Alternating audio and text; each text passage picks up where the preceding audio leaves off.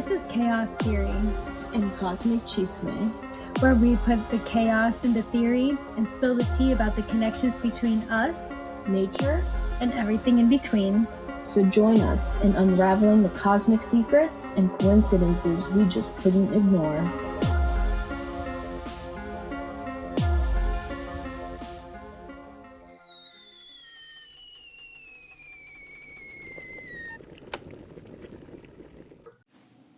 Hello, Chismosos. Just wanted to give you all a heads up before we dive into this episode that we had a little bit of technical issues. So some of the interviews that were featured into this episode have a little bit of choppiness, a little bit of static. So just bear with us as we are still learning this technology and how to put these episodes together. Thank you for the understanding, and back to the episode. Bendiciones, Cosmic Chismosos. All right, so there's a lot of traffic going on in the house. It's because we very quietly said, okay, we're about to record. So the whole house is alive and popping. Yep. So I hope you like and subscribe so we can also get a studio. Okay, let me try this again. Bendiciones, Cosmic Chismosos. Today we are talking about another island. In our island series, we are going to be talking about Puerto Rico. And that is one half of my heritage. Just a reminder, if you're tuning in with us today, it means that you're here for that early morning gossip over the breakfast table with us, your favorite chismosas. So let me catch you up a little bit if you haven't picked up on the lingo already. Chisme is the Spanish word translated as gossip in English. And in the Philippine language, otherwise known as Tagalog, that is called chismis. There's a lot of hidden history that we don't talk about, and we are going to get into it today. Then you'll see that there's a lot of cross-cultural references between Philippines and Puerto Rico, but we will get into that in our next episode. We got our tea, got your coffee, whatever you're drinking, pull it up, break out the Stanley, whatever you got. Get a drink. Pour a martini. It's 5 o'clock somewhere. We've got hot tea, positive energy tea. We're going to need it. We want to be comfortable. We want you to be comfortable. So while we have you here today, we want to first thank everyone who has tuned into our first episode, the overseers of the ocean, the powerful Polynesians. And thank you for all the support and the feedback from our listeners. We'd love to hear what you all think. Don't forget to like, subscribe, follow. You know the drill. This helps us invest in better equipment, opportunities to grow and develop our content, as well as your feedback. So we're talking about these islands, what they have in common. We're talking about what makes them unique. Today, when we talk about Puerto Rico, we are really focusing on their ability to be resilient. What does resilience mean to you? Resilient, like you can get through it no matter what. You figure out ways to do it. And when we talked about Polynesians last episode, you could really see that they did whatever they could, anything they can do to survive, and then also to just have fun with it. Yeah, I agree. I still can't get over looking at the stars and being like, yeah, I get it. We're going this way. Yep. I mean, that's a lot of observation. It's just something that I can't even wrap my head around. Like the attention span that we have left as like Americans, culturally, I don't even know. The rest of the world's probably like suffering in this way too. But like, if you can't tell me how to read these stars in 5 seconds or less, I'm not going to retain it. Someone get on TikTok and tell us how to read the stars, please. Shout out Polynesian Voyaging Society. Mm-hmm. But it's also Caribbean American Heritage Month. So I definitely want to highlight Puerto Rico. And my mom is probably the most resilient person I've ever known. We were raised hearing where there's a will, there's a way. Constantly. Where there's a will, there's a way. And like to the point where I was like, I am willing to throw myself into so many crazy situations because I have a will. Yes. I will find the way. You'll be okay. Yes. Like this episode. Right now. Yes. This is our third time. We're just going to be transparent. This is our third time recording this episode. The first time it got deleted. The second time it looked like it got deleted. And then when we played it back, we're like, we wished it did get deleted because it just wasn't what we were trying to live up to. Yep. So here we are trying again for the third time, showing our own personal resilience as we talk about Puerto Rico.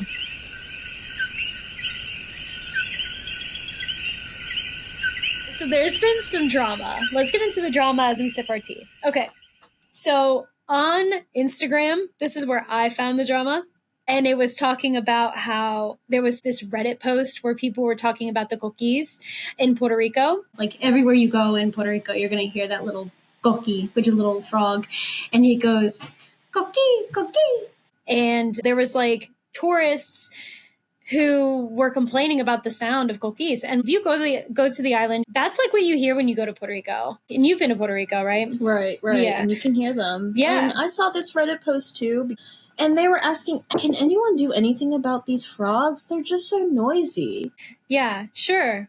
Let's like completely wipe out a species because you're annoyed. Yes. Oh my God. Don't come here to our island. Right. And complain about our animals. Yeah. Who is a part of us. Right. Yeah, come down south and complain about crickets. Yeah. Yeah, you want to get rid of crickets too? Do you want to get rid of mourning doves? Yeah. So then that stirred up some controversy, right? And then Bad Bunny, who we all know and love. And if you don't know Bad Bunny, okay, so Bad Bunny is a Puerto Rican artist. He dated Kendall Jenner for a bit. He is the highest selling Latin artist in the world, or actually he's the highest selling artist, I think, right now in the world. And we're going to get into some of the stuff that he talks about and just more of like what he stands for and everything. But from what I understand, Bad Bunny is just like all over it. We're going to address all these issues. I'm not backing down. He's persistent and he's getting paid. If you are already making this big of a platform, calling all these things out, why stop? There's so much power in that. Referring again to resilience, right? And he posted on his story just coqui sounds for like a minute straight. I was like, yes, get it. I actually read somewhere, he said, I'm not from San Juan. I'm from somewhere like in the province part, I guess. Okay. And he was like, just so you know, I'm not from that metro, area. Yes. So I thought that was kind of cool that he was like, you don't have to be from some city to be like talented. Yes, exactly. So let's put a pin in Bad Bunny for just a second. Like I mentioned, I interviewed my mom for this episode because she's the best reference I got. If you want to talk about Puerto Rican, she's my local source. And I wanted to share her firsthand accounts of what it was like, because these are the stories that I grew up listening to. And yeah, so a little bit about my mom. She was born in New Jersey, but she lived in Puerto Rico for a bit here and there. She would travel to and from the island to New Jersey and stuff. Her parents, my grandparents, were born and raised in Puerto Rico from different sort of cultural backgrounds in a way, because Puerto Rico is made up of so many different cultures that came together. So my grandfather was more directly from the Taino descent, while my grandmother was of African descent. But both equally represent Puerto Rican culture, which is like, I think, very interesting. So my grandfather had like that dark, straight, thick Taino hair, like the native indigenous hair, whereas my grandmother has an afro, like genuinely has an afro. I love that you get one of each. Yes. That's awesome. Exactly. So then my aunts, I have 5 aunts, and they all have different hair textures. They have different skin colors. And even in my own immediate family, like my brothers, we're all different shades. And so skin color like means nothing. I'm just like, you could be my family. Like I see literally anybody with any features. I'm like, you could be my family. That's true. Yeah. That's true. Yeah, so like the genetic pool of Puerto Ricans are so diverse and interesting, So we're going to hear in this podcast some clips from that interview that I did with my mom and just show some things that like I want to highlight in this episode. All right. With the history of Puerto Rico, just so you all know a little bit more about the island. In 1508, Juan Ponce de Leon set sail from Spain to find the Fountain of Youth and islands that were said to be rich in gold. Among finding what we know as St. Augustine, Florida, which is the oldest city in America, despite popular belief. I know everybody wants to chalk it all up to Jamestown, but I guess technically St. Augustine, that's where it really started. So Ponce de Leon stumbled upon what we now call Puerto Rico. To the locals, though, it was known as Borinquen.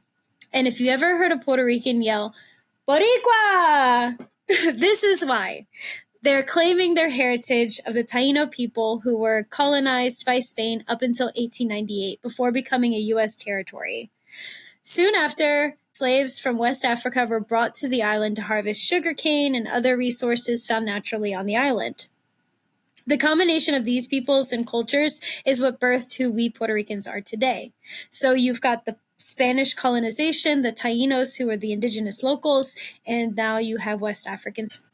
Well, this combination of like three cultures, right, all come together, and as generations, build and continue, you now have the Puerto Ricans. And yes, and now Puerto Rico has such beautiful, powerful, rich music that has influenced not only from the island, but has also migrated to the States. So the role that music played in Puerto Rico was a way for the Puerto Ricans to express some of the pain that they were going through, their stories, and just a way to express themselves, because Puerto Ricans are very expressive. And you can hear the storytelling in some of these genres, such as like bomba, plena, salsa, and even reggaeton. All of those are all influenced by the different cultures that came together. So like bomba is Puerto Rican folk music and dance music with African roots evolving from plantation life, serving as a form of expression of resistance. But they're like, no, you're going to hear what we have to say through this music. So bomba is characterized by percussion, dance, and a call and response style of singing and drumming. So you'll hear one singer singing and saying her piece, and then you'll hear the band or the musicians call back to her. So that's bomba. They also have like a solo dancer that interacts with the drummers and other musicians. So he or she is going to do like the main call out, and then you'll have that call back from the drummers and the other musicians. Plena is another one. It's a more lively Afro-Puerto Rican musical genre known for its energetic rhythms, participatory nature, storytelling lyrics, and often address social and political issues. So they're like, yeah, we got another genre here. We're going to talk about not only the fact that we're working in the fields and the plantations, but we're also going to talk about the political issues, because there is a lot of political issues in Puerto Rico.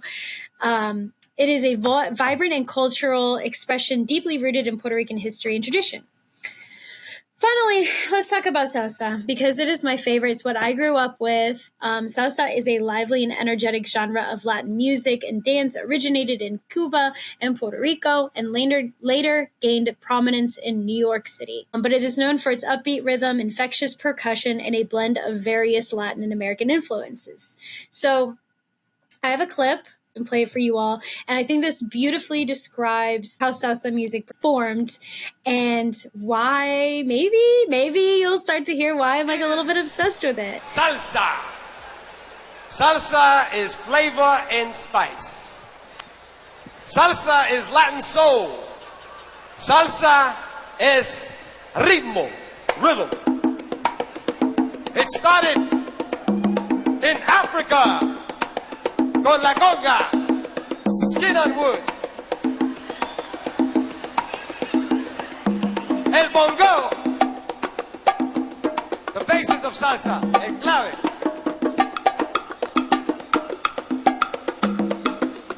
El ritmo de África al Caribe, Puerto Rico, Santo Domingo, Cuba, México, Sudamérica. Here mixed with the Indian, el timbal, el güiro, todo ritmo, la maraca, el clave, and now the heartbeat, the soul, el corazón de la salsa. The bass. Aha! Woo!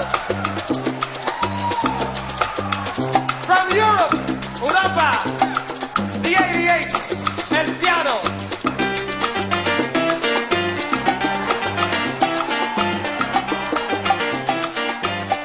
Yeah!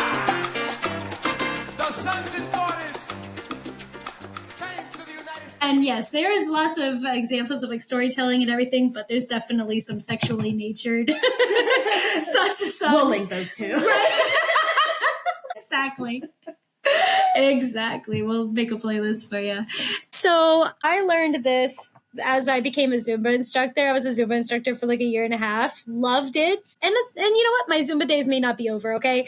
But I learned firsthand that dancing releases not only endorphins, but all that trauma that Puerto Ricans have stored up from being colonized and having their cultures stripped away and all this stuff. I mean, there's a long, hard history of Puerto Rico. And dancing is the way that they've released it in a lot of ways. It's telling those stories through music. It's releasing that trauma through our hips. And you know what? And everybody can do it. So that's what I always try to tell my class. I'm like, we're shaking the trauma out. We're getting the stress out. Why do we all have to act like everything is okay all the time? Mm-hmm. When America sells all these products that pretty much acknowledge that not everything is okay. But it's just acknowledging that life is hard.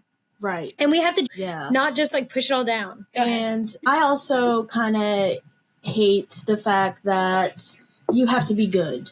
Yeah. To be able to dance. Yes. That's not true. No, not true at all. Mm-mm. No, just get moving. That's what I like about Zumba. Yeah. Is because it's not only an exercise class, mm-hmm.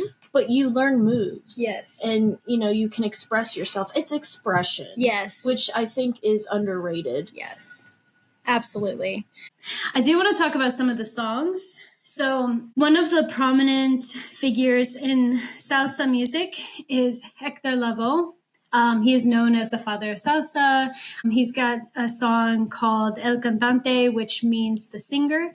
And it's actually even recognized by the Library of Congress as being a culturally, historically, and aesthetically significant song. I love that. Right? That's awesome. I didn't even know that was a thing. Yeah.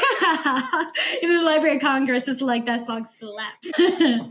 But he also has a song called Mi Gente, which I wanted to share some lyrics from Mi Gente. Mi Gente means my people. So he goes, my people, you all, the greatest in the world, always make me feel a deep pride. I call them, come with me. They don't ask where. I am proud of you. My people always respond. They all came here to hear me. But since I am one of you, I invite you to sing. You will enjoy with me. I will invite you. So it just talks about how, we are one. It's not just him. He's like, yeah, I'm out here singing. It's like, no, we are singing. You are my people. You all are my family. I am relying on your support for me to even be anything. Yeah. And that's the kind of culture like I grew up feeling. Like that's what I felt with my family, you know? Yeah. So we will link the song in the description as well if you want to hear more of it, especially in Spanish. Another key song is En Mi Viejo San Juan, which translates to In My Old San Juan, which is the capital of Puerto Rico, is a composition by Puerto Rican composer and singer Noel Estrada. Interpreted by numerous singers and translated into various languages, the song is widely known around the world. There are musical interpretations in German, English, and French. Over 1,000 distinct recordings of the song have been made worldwide. And the song was written in 1942 for Estrada's brother, who had been deployed to Panama during World War II and was feeling nostalgic for his Puerto Rican motherland. And the song has become an anthem of Puerto Rican immigration to New York. A lot of Puerto Ricans immigrated to New York for so many reasons that we're going to get into. Our current day musical activist is Bad Bunny. As we talked about before, he is the highest selling artist in the world at the moment, which is amazing. 2 major albums that he did was Un Verano Sin Ti, which is A Summer Without You, and Debí Tira Más Fotos, meaning I should have taken more photos. So in the first album, the Un Verano Sentí, he has a song called El Apagón, which means the blackout. And we're going to link the music video because it's 23 minutes long. And in that music video, the first part is the song, but then the rest of it is like a documentary where he interviews the locals and he talks about the culture and all this stuff. And he just talks about the unstable power grid that Puerto Rico still operates on. But in El Apagón, Bad Bunny calls out the energy crisis, the unstable power grid that regularly causes power outages and threatens to displace many of the natives.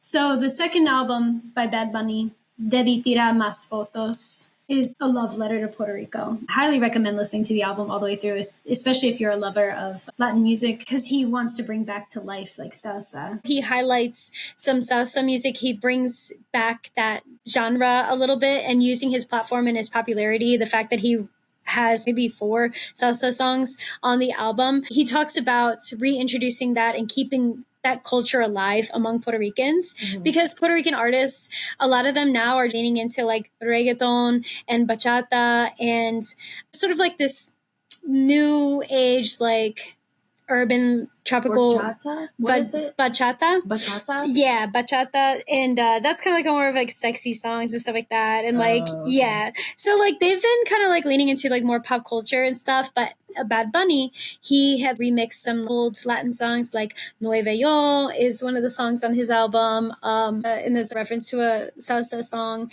So he's reminding people. Yeah. He's reminding people that don't forget about this. Yes. Yes. He's like, listen, if we're going to show people that we still really respect our island, our culture, and all that stuff, like we need to still hold on to our roots. And so there's a music video too that we will link for the song Baile Inolvidable. Sorry, my Spanish we're still working on it, okay? I'm a no sabo kid, and that means that I don't know Spanish. I wasn't raised to learn. However, I'm trying. So in that music video for Baile Inolvidable, he films it in a dance studio. It's him like arriving in a dance class and he's learning salsa. And so he shows himself being vulnerable, which I love. We love a vulnerable man. Yes. And he shows up in the class and he's like learning the steps. And he openly admits, he's like, I don't really know how to dance salsa. So I'm a no sabo kid. I don't speak Spanish, but I dance salsa. Bad Bunny speaks very fluent Spanish. Obviously, that's his first language, but can't dance, you know? Okay. So we're all struggling. Like, and that kind of made me feel better, to be honest, knowing that he couldn't dance, but I can, and I wasn't raised on the island. But the fact that I can keep that aspect of my culture alive makes me feel really good. And we all can do our part. You know, we can all learn. Okay, moving on. So our final segment, I really want to just highlight the fact that there's not only were there a lot of cultural traumas on the island from like being colonized and all the things that come with that, and the fact that Spain fought for Puerto Rico, the U.S. fought for Puerto Rico. I mean, we've just been sort of like this child in a horrible custody battle, just being like, they're ours, you know? Oh my gosh. And I think like politically, like there's a big divide where it's like a lot of Puerto Ricans, like there's some that want to be a state, they want to be a U.S. state. And then there's others who just want us to be left alone and like, so we can do our own thing. So like we can survive. So my mom is going to talk to us a little bit about her perspective of what else she had to deal with on the island. The first thing, my mom opened the door, I'm trying to touch the wall to see if I can turn the light on, the switch on, and it just, there wasn't there. My mother's like, what are you looking for? I'm like, a switch off. And then she lit up a match. And now, you know, we have cell phones that have flashlights, and, you know, you can get in your house like that. Back then, we didn't even have a flashlight. Oh, really? Yeah, my mom just wanted to sit in the darkness, and all you saw was you were in a box, a dark box, and my mother did it like she'd been doing this for all her life, you know, even though she had lived in New Jersey. Yeah. She'd go in there and she'd put that, you know, that she strike that match, lit up the lantern.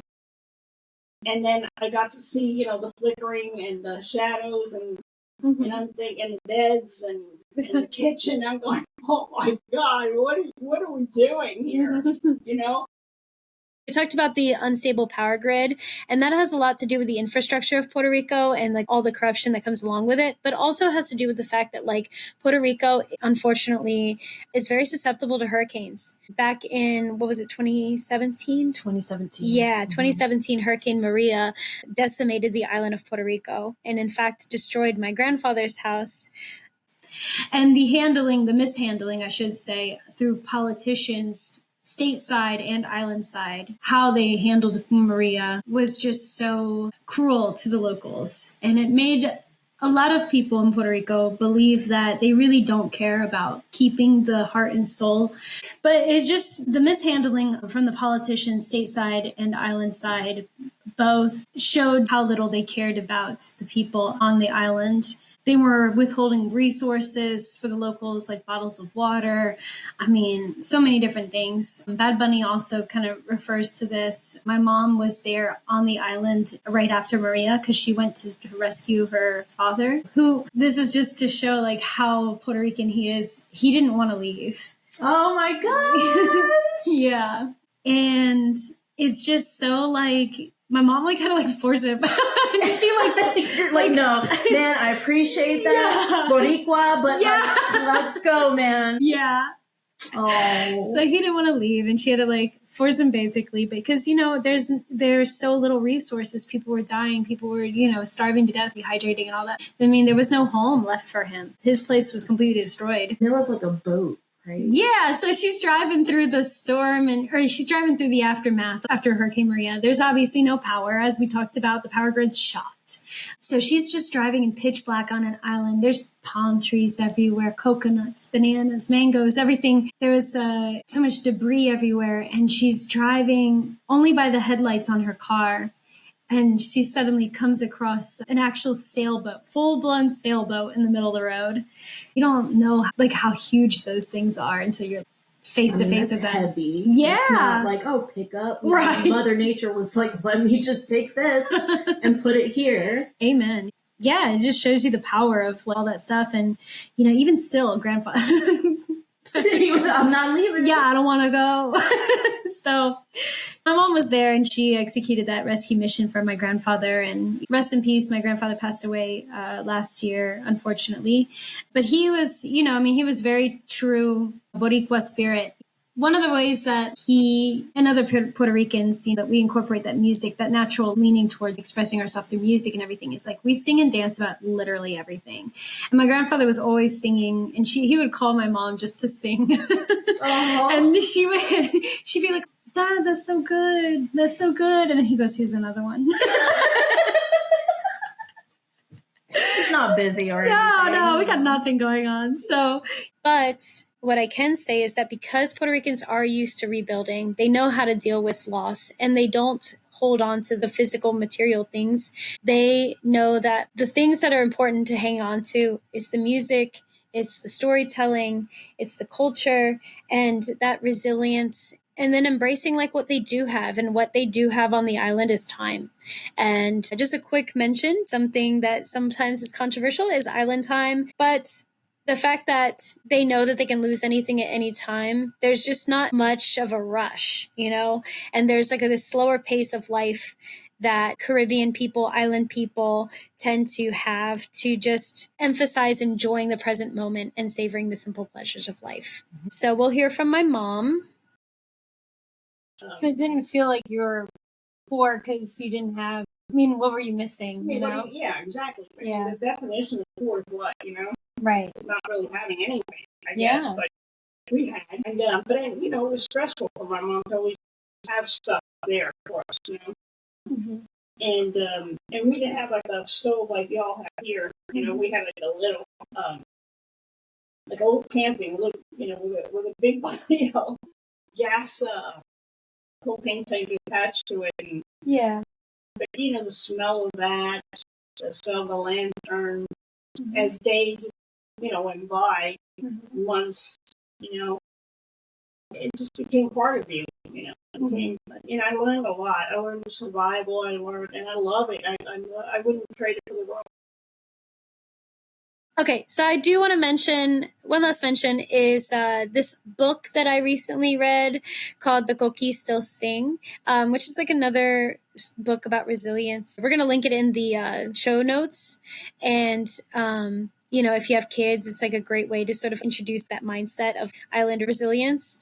And it was like nice for me to read, as an adult. But it's a great book for kids or for young people or for Puerto Rican pride and all that stuff. So whenever you see a Puerto Rican flag, just know that because Puerto Ricans love to wear their flags. It's like Puerto Ricans in the U.S. I don't know anybody else that wears their flag like that. Do you?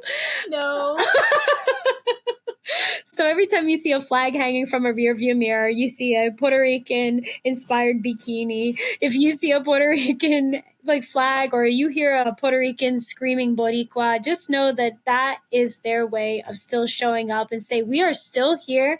We are still strong. We are not giving up. You cannot erase us. You don't own us, all that stuff. So I want to make sure that I talked about that because I used to be so embarrassed by my mom.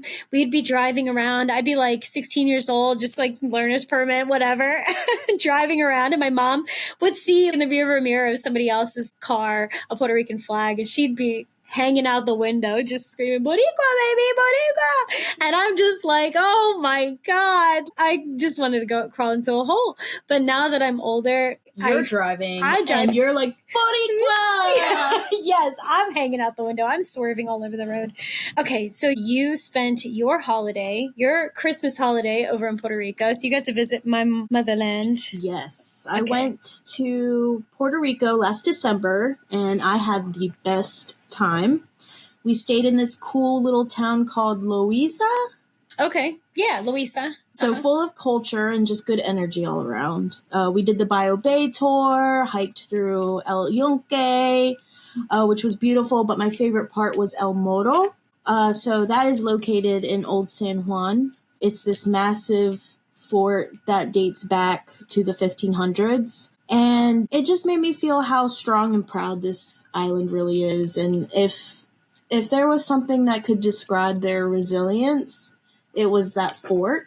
I mean, one of the many things, because it's still standing. And it got attacked a number of times. But every tour guide we had, they were so passionate, telling us all the history, the native Taino people.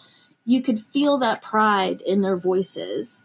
And my favorite part is when they call me mommy. Yeah. Okay, mommy. I love it. It made me feel part of the family. It made me feel welcomed. Yes. Just know that you're going to hear the cookies. and deal with it. Yeah, deal with it. Okay, so in conclusion, all right, how are Puerto Ricans and Polynesians alike? So some of the notes that I took was that they're both colonized. They both have a strong sense of community.